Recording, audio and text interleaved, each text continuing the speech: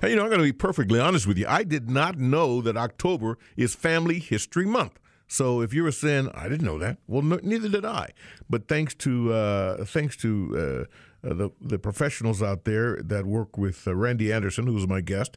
He is a funeral professional. His funeral home is in Alabama, but he, like funeral professionals all across the country, all deal with the same issue, and that is our reluctance as Americans, and probably as people from all over the world, don't want to talk about the one thing that we know that's going to happen to us. We're all going to die.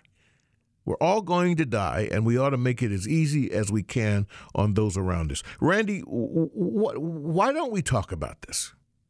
I think, Paul, the reason a lot of people don't speak about their end-of-life questions and desires is because we just try to stay away from death. We're afraid to talk about that particular part of our lives, which is most definitely a part of our lives.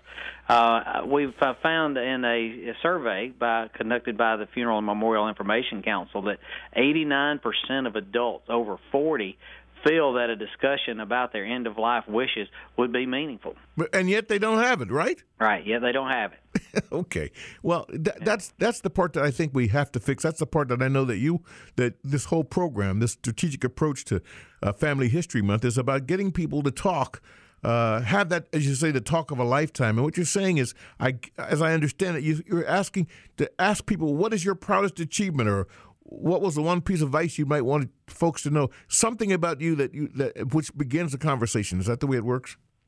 That's exactly right. The Funeral and Memorial Information Council has developed this program and launched the Had the Talk of a Lifetime program to raise awareness, to educate families on how to have those meaningful conversations about how they want to be remembered. Now, when you say having that conversation, give me an idea of how we start that. We can start that conversation in many ways. Sometimes it's just simply asking a question. I was privileged just a few days ago. A family called me as a funeral service professional to come into their home and help them plan their end-of-life services, their memorial services, and I got to act as a facilitator for Have the Talk of a Lifetime. That doesn't happen very often in our lives, but as funeral directors. But we were sitting there, and I was able to facilitate that Have the Talk. The daughter of the gentleman that was speaking said, "Dad, I never knew that about you." Mm-hmm. Those are some of the things that we need to start driving toward to get people to have those talks and ask those questions in order to properly remember those people at the time of their passing. And it's a matter of assumptions. We have assumptions that we know more than we know. That we right. know. I mean, and the point is that we don't know because we haven't taken the time to ask the question. Because I think there's the fear that it'll be, it's going to be a downer. It doesn't have to be a downer.